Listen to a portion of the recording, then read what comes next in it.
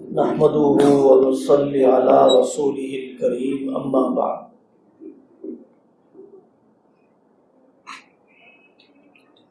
ہمارے معاشرے میں اور ہماری زندگیوں میں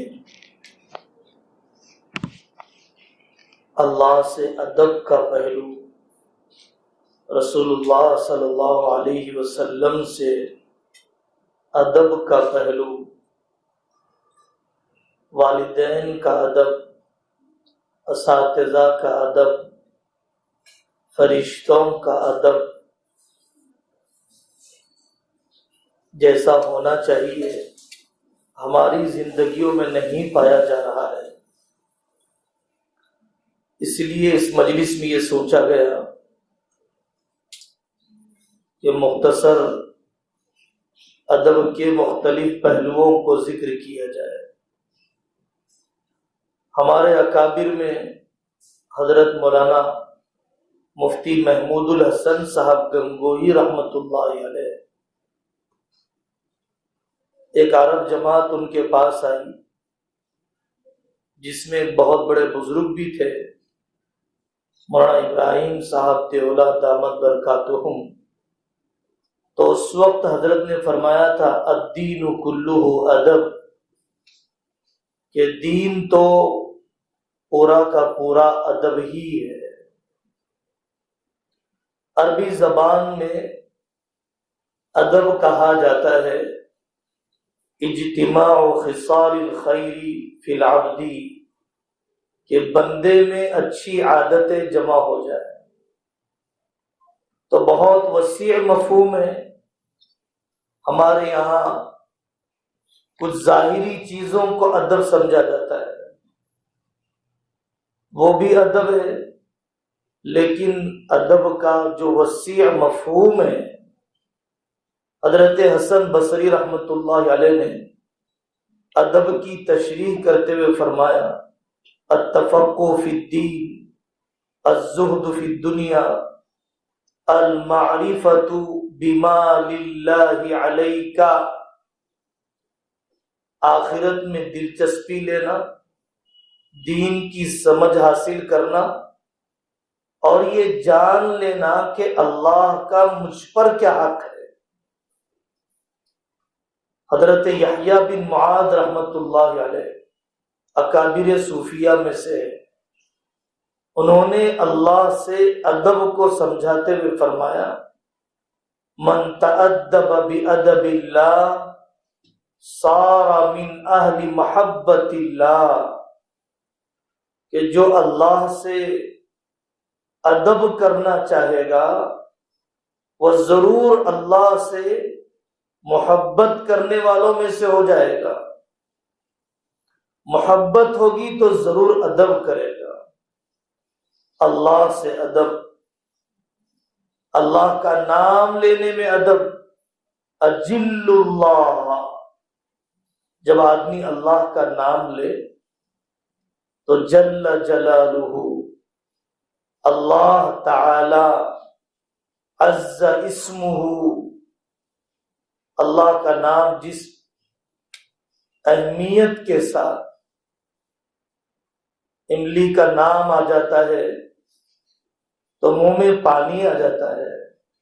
اللہ کا نام لیتے ہوئے غفلت آدمی کے دل پر ہو تو واقعی وہ نام لینا اس کو اللہ سے قریب نہیں کرے گا۔ اللہ جل جلالہ وعم نوالہ سے ادب انبیاء علیہم السلام نے کیسے اپنایا؟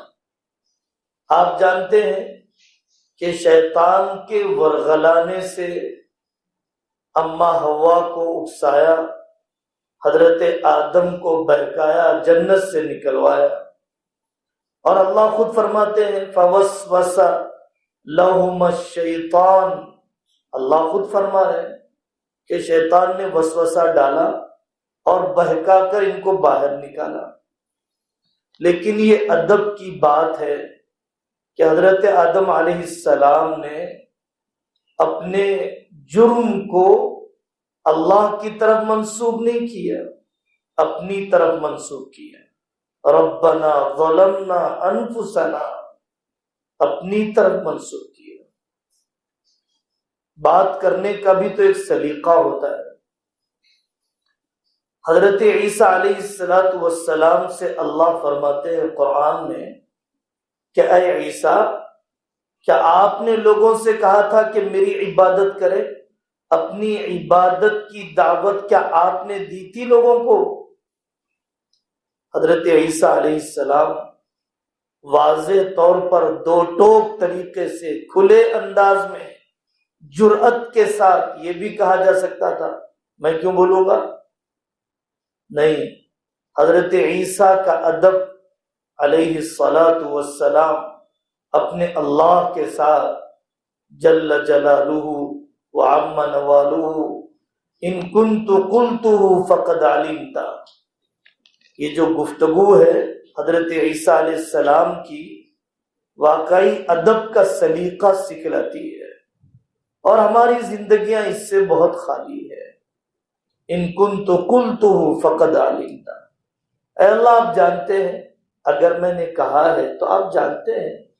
تعلم ما فی نفسی ولا اعلم ما فی نفسی، میرے دل میں کیا ہے آپ خوب واقف ہیں، آپ کے پاس کیا ہے میں انجان ہوں، میں نہیں جانتا۔ انک انت علام الغیوب، پھر اور ادب کا اونچا مقام، ما قلت لهم الا ما امرتنی بھی، اے اللہ میں نے تو اپنی قوم سے وہی باتیں کہی جس کا آپ نے حکم دیا، اور نیچے اتر گئے ان تعذبهم فانهم عباد، یہاں تو بچ گئے حضرت عیسیٰ علیہ السلام۔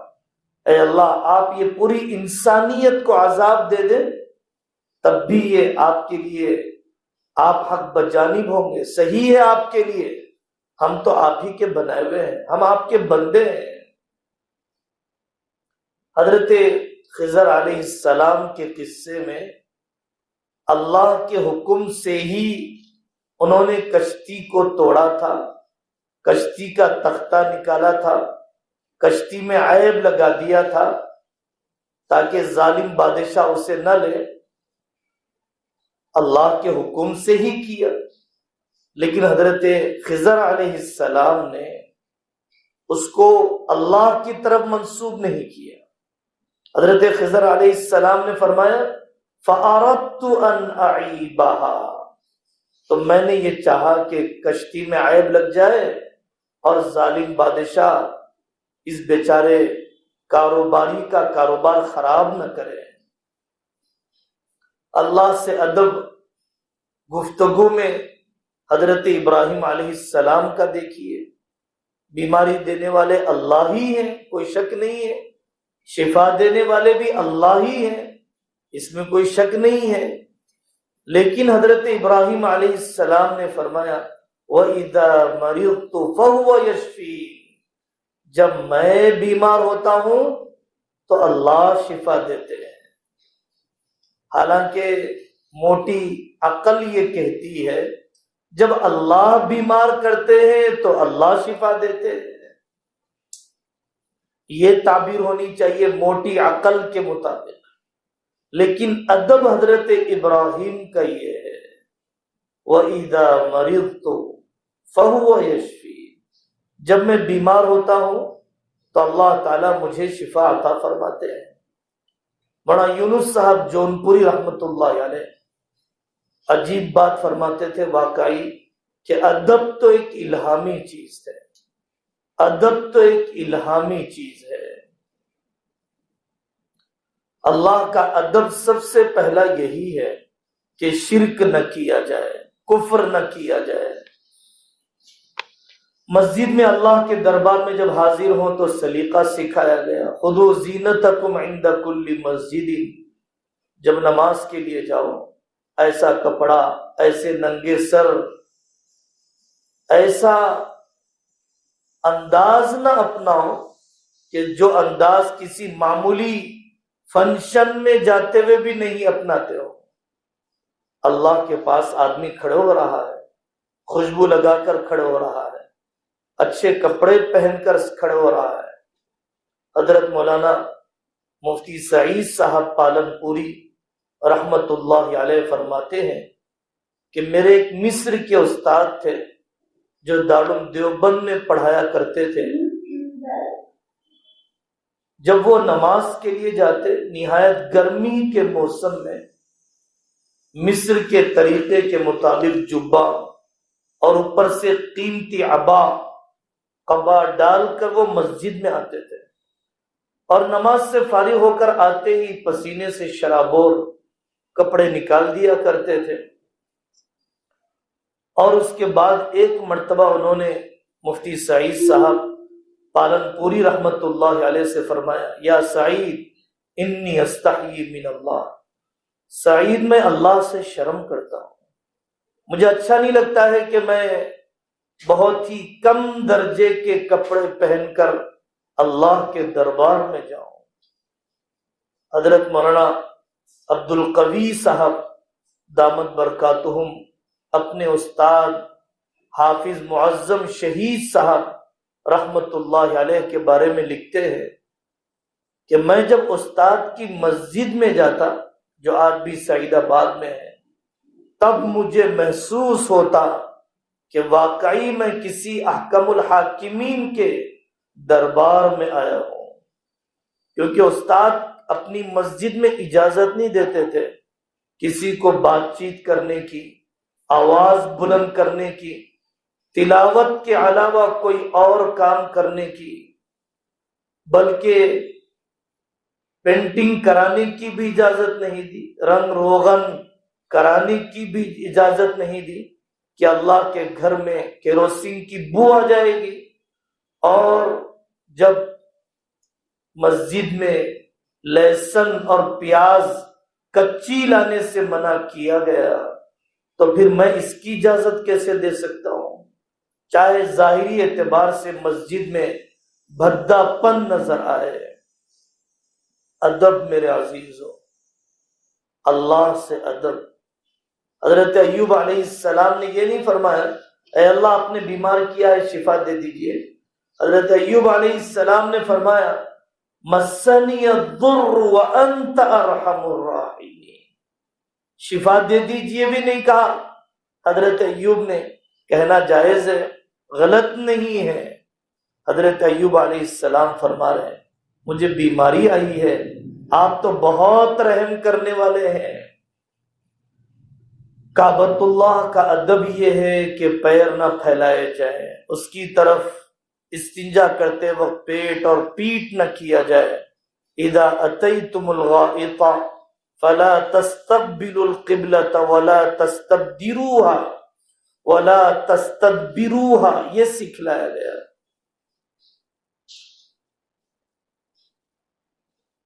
سورہ نجم کے اندر اللہ تعالی سے حضرت رسول اللہ صلی اللہ علیہ وسلم کی خاص حاضری کا تذکرہ ہے. وہاں پر اللہ فرماتے ہیں ما زاغ البصر وما طغى، کہ اللہ کے خاص دربار میں پہنچ کر حضرت رسول اللہ صلی اللہ علیہ وسلم نے جہاں دیکھنا تھا وہیں دیکھا. ان کی نگاہ طے شدہ حد سے، اللہ کے طے شدہ حکم سے آگے نہیں نکلی. اللہ کی تعریف کرنے کے لیے بہت کم توفیق ملتی ہے کہ دعا میں لمبی تعریف کی جائے اللہ کی. اپنے بیٹوں کی، اپنی بیٹیوں کی تعریف آدمی گھنٹوں کر لیتا ہے. میدان احد میں جب پانسا پلٹ گیا اور صحابہ رضی اللہ عنہم اجمعین کو حضرت رسول اللہ صلی اللہ علیہ وسلم نے جمع فرمانا چاہا تو آپ نے اعلان فرمایا لوگوں کو جمع کرو، میں اللہ کی تعریف کرنا چاہتا ہوں. تعریف کے بعد خطبہ دیا جاتا ہے الحمدللہ رب العالمین، اللہ کی تعریف کے بعد خطبہ دیا جانا. حضرت موسیٰ علیہ السلام معراج کے سفر میں حضرت رسول اللہ صلی اللہ علیہ وسلم سے درخواست فرماتے رہے 50 نمازیں 45 تک، 40 تک، 35 تک، 5 تک نہیں، قوم یہ بھی نہیں پڑھ پائے گی۔ حضرت رسول اللہ صلی اللہ علیہ وسلم نے اس وقت حضرت موسیٰ علیہ السلام سے فرمایا، یا موسیٰ قد واللہ استحییت من ربی مما اختلفت الیہ، اے موسیٰ اب تو اللہ جی کے پاس جاتے ہوئے شرم آتی ہے، اور کتنا کم کرواؤں، اب اللہ کے پاس جاتے ہوئے شرم آتی ہے۔ فرشتوں کا ادب سکھلایا گیا کہ آدمی جب استنجا کے لیے جائے تو ضرورت سے زیادہ کپڑا نہ کھولے۔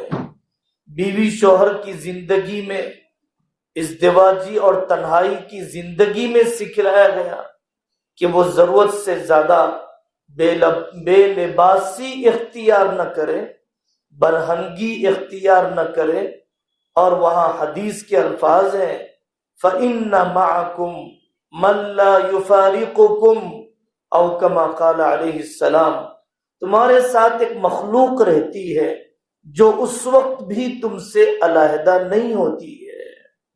تمہارے ساتھ فرشتوں کی ایک مخلوق ہوتی ہے جو اس وقت بھی تم سے علیحدہ نہیں ہوتی ہے۔ بہت لمبا مضمون ہے۔ حضرت رسول اللہ صلی اللہ علیہ وسلم کا ادب۔ حضرت عروہ بن مسعود آئے حدیبیہ کے موقع پر اور صحابہ کے ادب کرنے کو دیکھا۔ آقا صلی اللہ علیہ وسلم کا نہ وضو کا پانی زمین پر گرتا ہے، نہ ناک کی ریزش گرتی ہے، اور آنکھ میں آنکھ ملا کر صحابہ حضرت ابوبکر عمر کی طرح، حضرت ابوبکر عمر کے علاوہ کوئی آنکھ میں آنکھ ملانے کی ہمت بھی نہیں کرتا۔ عروہ بن مسعود نے جا کر کہا، لوگوں میں قیصر و کسریٰ کے دربار میں، نجاشی کے دربار میں سفیر بن کر، امبیسڈر بن کر میں گیا ہوں، لیکن جو محمد صلی اللہ علیہ وسلم کے ساتھی ان کے ساتھ ادب کا جو معاملہ کرتے ہیں میں نے وہ کہیں پر نہیں دیکھا۔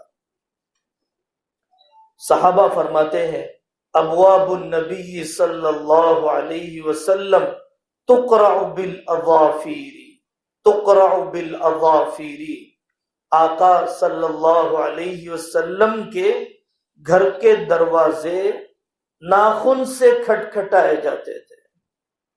ہمارے یہاں زندگیوں کا جو حال ہے ہم جانتے ہیں، کیسے بے وقت آنا اور کیسے ہنگامہ کرنے کے انداز میں کھٹکھٹانا۔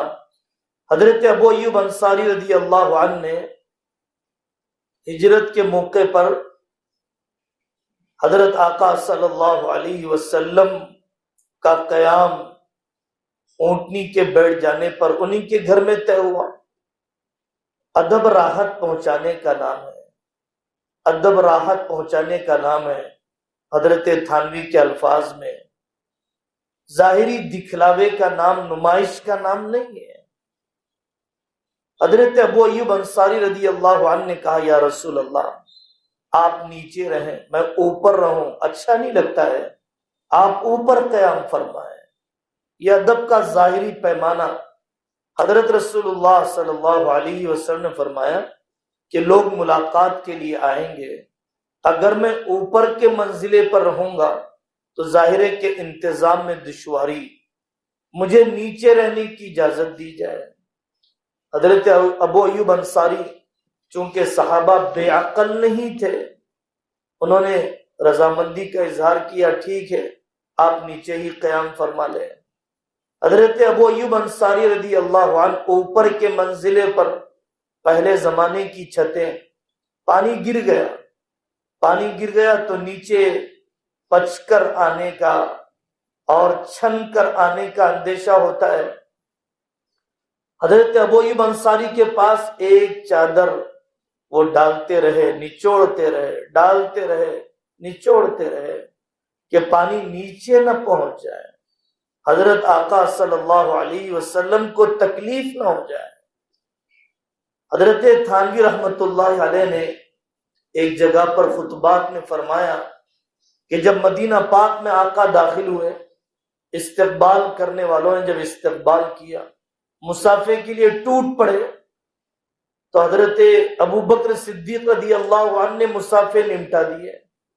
حضرت ابو بکر 2 سال تقریباً عمر میں چھوٹے بھی تھے اور بال زیادہ سفید ہو چکے تھے، لوگوں نے انہیں ہی سمجھ لیا کہ یہی حضرت محمد رسول اللہ صلی اللہ علیہ وسلم ہیں، اور حضرت ابو بکر مسافے نمٹاتے رہے۔ لیکن جب دھوپ نکل گئی اور آقا پر دھوپ آنے لگی، حضرت ابو بکر صدیق رضی اللہ عنہ نے کپڑا اوپر پکڑ لیا۔ تب پتا چلا آنے والوں کو کہ خادم کون ہے اور مخدوم کون ہے۔ یہ کہاں روحانی تعلق ہے ہمارا، یہ کہاں ہمارا دلی تعلق ہے اپنے بڑوں سے۔ آخری زندگی میں حضرت شیخ الحدیث مولانا زکریا صاحب رحمت اللہ علیہ کی زبان پر جب محمد الرسول اللہ آ جاتا تو آنکھوں سے آنسو نکلنے لگے، اور دونوں آنکھوں سے نیچے تک لکیر بن گئی تھی۔ جب کھارا پانی مسلسل جب نکلتا ہے تو آدمی کے جسم کا رنگ بدل جاتا ہے۔ آنسو کی وجہ سے چہرے پر 2 لکیریں پڑ چکی تھی۔ اس محبت کا کوئی حصہ ہمیں بھی مل جائے۔ مسجد نبوی میں حضرت عمر رضی اللہ عنہ نے 2 لوگوں کو دیکھا، انہوں نے بعد میں سے بتلایا ہم طائف کے ہیں، زور سے بات کرنے لگے۔ حضرت عمر نے فرمایا اگر تم مدینہ کے ہوتے تو پھر میں تمہیں سزا دیتا، تمہیں پتہ نہیں ہے اللہ کے رسول صلی اللہ علیہ وسلم کی مسجد میں آنے کا ادب، لا ترفعوا اصواتکم فوق صوت النبی، محمد کہہ کے نہ پکارا جائے، لا تجعلوا دعاء الرسول۔ پوری سورت اتر گئی، حضرت آقا صلی اللہ علیہ وسلم کے ساتھ ادب کے احکام و مسائل کو سکھلانے پر پوری سورت اتر گئی۔ لا تقدموا بین یدی اللہ ورسولی فلا وربک لا یؤمنون حتی یحکموک فیما شجر بینہم، کہ اپنی زندگی کا فیصل، اپنی زندگی کے معاملات میں حضرت آقا صلی اللہ علیہ وسلم کا فیصلہ ہی زندگی کا آخری فیصلہ بن جائے۔ اس دیواجی زندگی میں میراث کی تقسیم میں اچھے اچھے دینداروں کے قدم پھسل جاتے ہیں۔ کیوں لے گئے؟ کیوں پوچھا تم نے مفتی صاحب کو؟ کیوں بتایا تم نے؟ پولیس اسٹیشن جانے میں عیب نہیں ہے، وکیلوں کی صحبت میں عیب نہیں ہے، علماء کے پاس جانا عیب ہے۔ یہ کیسی الٹی عقل ہے، یہ کیسی الٹی عقل ہے۔ حضرت آقا صلی اللہ علیہ وسلم کی اتباع یہ سب سے پہلا ادب ہے۔ اس زمانے کے بادشاہوں کے لیے لوگ کھڑے ہو جاتے، اس زمانے کے بادشاہوں کے لیے لوگ سجدے بھی کرتے، اجازت چاہیے کہ یا رسول اللہ ہم آپ کے لیے بھی یہ طریقہ اپنانا چاہتے ہیں، لیکن آقا صلی اللہ علیہ وسلم نے پسند نہیں فرمایا، تو صحابہ آپ کے آنے پر کھڑے نہیں ہوتے تھے، آپ کے آنے پر کھڑے نہیں ہوتے تھے، کیونکہ انہیں پتا تھا کہ یہ طریقہ حضرت آقا صلی اللہ علیہ وسلم کو پسند نہیں ہے۔ کتنا لمبا اس مضمون کو ذکر کیا جائے۔ اپنے والدین کے ساتھ ادب کا معاملہ، اللہ کے ساتھ ادب، اور رسول اللہ صلی اللہ علیہ وسلم کے ساتھ ادب، اپنے والدین کے ساتھ ادب۔ والدین کے ساتھ ادب ہم کہاں جانتے ہیں؟ پوچھا جائے کالج کے طلبہ سے آپ کے والد کا نام کیا ہے، تو سادے سیدھے انداز میں صاحب بھی نہیں، اپنے والد کا نام ایسے جیسے دوست کا نام لیا جاتا ہے۔ ہمیں بچپن میں مدرسے میں سکھایا گیا آپ کے والد کا نام کیا ہے؟ احمد حسین۔ نہیں بیٹا، ان احمد حسین صاحب کہا جاتا ہے، صاحب کہا جاتا ہے۔ اپنے استاد کا ادب، والدین کے ادب میں وقت پر ان کی ضرورت پوری کرنا، دوا پیش کرنا، ان کی منشا سمجھنا، یہ تو بہت چھوٹی چیزیں ہیں۔ ایک شخص کعبۃ اللہ کا طواف کر رہا تھا، اپنی ماں کو اٹھائے ہوئے طواف کر رہا تھا، اور یہ شعر پڑھ رہا تھا، انی لہا بعیرها المدلل ان اذعرت رکابها لم اذعر ما حملت وارضعتنی اکثر اللہ ربی ذو الجلال الاکبری۔ اور ایک روایت میں ہے حضرت ابن عمر سے اس نے پوچھا، فہل ترى جازیتها یا ابن عمر، کیا میں نے اتنی خدمت کر کے اپنی ماں کا حق ادا کر دیا؟ حضرت ابن عمر رضی اللہ عنہ نے اسے اس وقت جواب دیا تھا، وَلَا لِزَفْرَةٍ وَاحِدَةٍ، تمہارے دنیا میں آنے کے وقت جو آہیں والدہ کے منہ سے نکلی تھی، تم نے تو اس ایک آہ کا بھی حق ادا نہ کیا۔ جب کم عمر ہوتی ہیں یہ بیٹیاں، اس وقت سارے کام کا بوجھ ماں پر ہی ہے، اور کالج مدرسہ پڑھ رہی ہیں تو بہت بڑا احسان کر دیا، ہوم ورک کا بوجھ ہے تو اور بڑا احسان کر دیا، اب تو کھانا بھی انہیں منہ کے قریب لا کر دینا پڑے گا، اور جب نکاح ہو جاتا ہے تب بھی خدمت کا کوئی جذبہ نہیں، میلے کپڑے سمیٹ کر بھر کر لائیں گی، اپنے بچوں کے نہلانے دھلانے کا سارا کام بوڑھی ماں کے سر پر، بوڑھی ماں کے سر پر۔ تو ہم تعلق رکھنے والی بیٹیوں سے کہتے ہیں، یہ کیا کہ نہ بچپن میں ماں باپ کی خدمت کی توفیق ہوئی، نہ جوانی میں خدمت کی توفیق ہوئی، اس سے بڑی کیا بد نصیبی ہے، بیچاری کو بغیر تنخواہ کا نوکرانی بنا کر رکھ لیا ہے، ناراض تو ہوگی نہیں، پڑی رہے گی، نوکرانیوں کی ناراضگی کا غم ہوتا ہے، اگر وہ ناراض ہو گئی تو برتن بڑھ جائیں گے، کپڑوں کا انبار جمع ہو جائے گا، یہ تو پڑی رہے گی، یہ کہاں جائے گی۔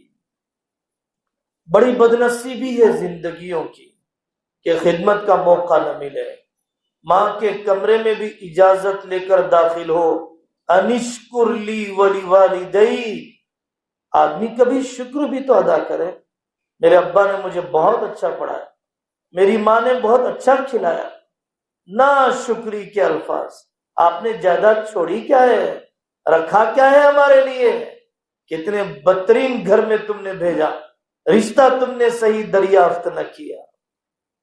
انا للہ و انا الیہ راجعون۔ علماء نے لکھا، من شد الطرف الیہ بالغضب، کہ جو غصے کی آنکھوں سے اپنے ماں باپ کو دیکھے وہ نافرمان ہو گیا۔ حضرت ابن عباس سے ایک آدمی نے سوال کیا، میں نے بہت نہلایا دھلایا، اپنی ماں کی ساری خدمت کر دی میں نے، آپ کیا کہتے ہیں، کیا میں نے حق ادا نہیں کر دیا؟ حضرت ابن عباس نے فرمایا، نہیں ادا کیا۔ اس نے کہا، اس نے نہلایا تھا میں نے بھی نہلایا، اس نے کھلایا تھا میں نے بھی کھلایا، اس نے مجھ پر خرچ کیا تھا میں نے بھی بڑھاپے میں خرچ کیا، برابری تو ہو گئی ہے نا، پھر آپ کیوں کہہ رہے ہیں کہ برابری نہیں کی میں نے؟ حضرت ابن عباس نے عجیب بات یہ فرمائی، وہ تمہاری خدمت کر رہی تھی تمہاری زندگی کی امید رکھتے ہوئے، اور تم اس کی خدمت کر رہے تھے اس کی موت کا انتظار کرتے ہوئے، اور اس کے زندگی کے آخری دن کی تکمیل کرواتے ہوئے۔ یہ فہم ہے، یہ علم ہے، یہ علم ہے۔ اگر یہ نہیں آیا تو ہم جاہل ہیں، ہم بہت بڑے جاہل ہیں۔ حضرت امام ابو حنیفہ رحمۃ اللہ علیہ اپنی والدہ کو لے جاتے تھے اپنے زمانے کے بڑے عالم کے پاس مسئلہ پوچھنے کے لیے، وہ امام ابو حنیفہ سے پوچھتے، امام ابو حنیفہ ان کو بتاتے، وہ امام ابو حنیفہ کی امی کو بتلاتے۔ ماں کا اعتماد اپنے بیٹے پر اتنا نہیں تھا، اپنے زمانے کے عالم پر بہت زیادہ تھا، جو کم درجے کے تھے امام صاحب کے مقابلے میں۔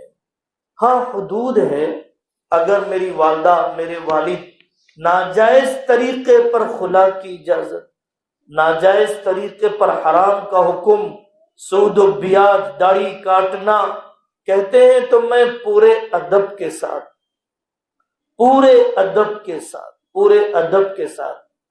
میں انکار تو کروں گا، لیکن جائز چیزوں میں پوری اطاعت، صرف ماں باپ کے حقوق نہ سناؤ، حدود بھی سنو، حقوق سناؤ، حدود بھی سناؤ۔ آج 98% رشتے مائیں اپنی بیٹیوں کا توڑنے پر تلی ہے، گھر اجاڑنے پر تلی ہے۔ معمولی بات پہ بٹھا لیا، شادی کے دوسرے دن نہیں بھیجیں گے ہمیں، شیورٹی دو ہمیں تب ہم بھیجیں گے۔ اور گھر آ کر بیٹھنے والی بیٹی، میں کے آ کر بیٹھنے والی بیٹی صرف اپنا گھر نہیں اجاڑتی ہے، اپنے بھائیوں کا گھر بھی اجاڑتی ہے، بھابھیوں کی زندگی میں مداخلت کر کے، تمہارا گھر وہی ہے جہاں نکاح کے بعد تمہیں بھیجا گیا، تمہارا گھر وہ نہیں ہے جہاں پر تمہیں جلنے والی ماں رہتی ہے۔ جہاں تمہیں نکاح کر کے دیا گیا وہاں تم نے اگر اپنا دل لگایا اپنا خاندان آباد کر کے رہو گی، وہاں ساس کا دل جیت کر بتلایا کامیاب مثالی بیٹی، بہو، ماں سب کچھ بن کر رہو گی۔ حدود کو بھی سیکھو، اپنے اساتذہ کا ادب، ماں باپ کا درجہ مقدم ہے، پھر استاد کا درجہ ہے، پھر شیخ کا درجہ ہے۔ استاد ہے جو ہمیں پتھر کو تراش کر خوبصورت مورت بنا دیتا ہے۔ پتہ نہیں ہماری زبان چلتی بھی نہیں تھی، کتنے صبر سے ہماری استانی ماں نے کتنی دیر تک ہمیں پڑھایا۔ یہ گھٹیا ذہنیت ہے، ہم یہ سمجھتے ہیں کہ میری استانی ماں ایک کرائے کی معلمہ ہے، میں فیس دیتی ہوں نا، اور کیا دوں میں تمہیں، اور کیا میں تمہیں دوں؟ علم میں برکت نہیں آئے گی، تمہارا علم دنیا میں نہیں پھیلے گا اگر تم نے اپنے استاد کا دل نہ جیتا، اگر تم نے اپنے استاد کے دل میں جگہ نہ بنائی، اپنے استاد کی دعا اگر تم نے نہ لی۔ حضرت زید بن ثابت علماء صحابہ میں سے ہیں، وہ جانے لگے حضرت رسول اللہ صلی اللہ علیہ وسلم کے چچا زاد بھائی حضرت ابن عباس نے ان کے خچر کی لگام کو پکڑا حضرت زید بن ثابت کو بٹھانے کے لیے۔ حضرت زید بن ثابت نے کہا آپ تو آقا کے چچا زاد بھائی ہیں، آپ کا مجھے اکرام کرنا چاہیے۔ حضرت ابن عباس عبداللہ بن عباس نے فرمایا نہیں، ہمیں علماء کے ساتھ ایسے ہی اکرام کرنے کے لیے کہا گیا۔ حضرت حسین بن علی رحمت اللہ علیہ فرماتے ہیں کن علی ان تسمع احرص منک علی ان تقول، اپنے استاد کے